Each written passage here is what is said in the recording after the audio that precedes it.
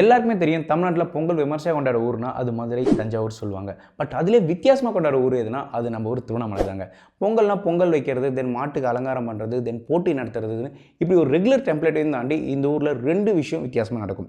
அதை கிரியேட் பண்ணுறது யாருன்னு பார்த்தீங்கன்னா அண்ணாமலையார். அது மாட்டு பொங்கல் அன்றைக்கி திருவிடல் நடக்குங்க. திருவிடல் அன்றைக்கி சாமி அம்பாள் கூட பிரிஞ்சிருக்கிறதும் அடுத்த நாள் வந்து பார்த்திங்கன்னா மறுவிடல் வந்து ஒன்று சேர்றோம் அப்படின்னு ஒரு ஈவெண்ட் நடக்கும். எல்லா ஊர்லேயும் வந்து திருவிடல் நடந்தாலும் இங்கே திருவண்ணாமலை பார்த்தீங்கன்னா ராஜமௌழி சார் படம் மாதிரி ரொம்பவே பிரம்மாண்டமாக இருக்கும். மக்கள் கிரிவலம் போகிறத நம்ம பார்த்துருப்போம். ஆனால் சாமியே கிரிவலம் போகிற நாள் எது பார்த்திங்கன்னா காணும் பொங்கல் அன்றைக்கி அண்ணாமலையார் வந்து கிரிவலம் போவார். தென் எல்லா ஊர்லேயும் 4 நாளில் பொங்கல் முடிஞ்சிடும். ஆனால் திருவண்ணாமலை பார்த்திங்கன்னா அப்போ தான் ஒரு பெரிய ஒரு விழாவே ஸ்டார்ட் ஆகும். அதுதான் வந்து ஆற்று திருவிழா. அண்ணாமலையார் திருவண்ணாமலையிலேருந்து ஒரு 30 கிலோமீட்டர் மண்ணூர்பேட்டை தென்பெண்ணை ஆற்றுக்கு வந்து பார்த்திங்கன்னா போவார். டைரக்டர்லாம் போக மாட்டாருங்க, ஒவ்வொரு கிராமம் வழியாக போவார். அப்போ அங்கே போகும்போது மக்கள்லாம் பார்த்திங்கன்னா சாமியே நம்மளை தேடி வரதில்லை, பண்டிகை கொண்டாடுங்களேன்ற மாரி மேளதாளத்தோட பட்டாசு வெடித்து பிரம்மாண்டமாக அண்ணாமலையாரை வந்து வரவேற்பாங்க.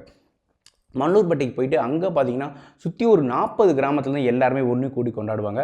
ஒரு தீபத்திருவிழா மாரி அவ்வளோ க்ரௌடு இருக்குங்க. பொங்கல் வந்து பார்த்திங்கன்னா திருவண்ணாமலை அவ்வளோ பெரிய செலிப்ரேஷன்ஸ் இருக்கும். திருவண்ணாமலை பொங்கல்ன்றது ஒரு திருவிழான்றதை விட அது ஒரு பெரும் விழானே சொல்லலாம். இப்படி நம்ம ஊரோட கலாச்சாரம், பாரம்பரிய விஷயங்களை பற்றி தெரிஞ்சுக்க என்னோட ஐடியா ஃபாலோ பண்ணிக்க.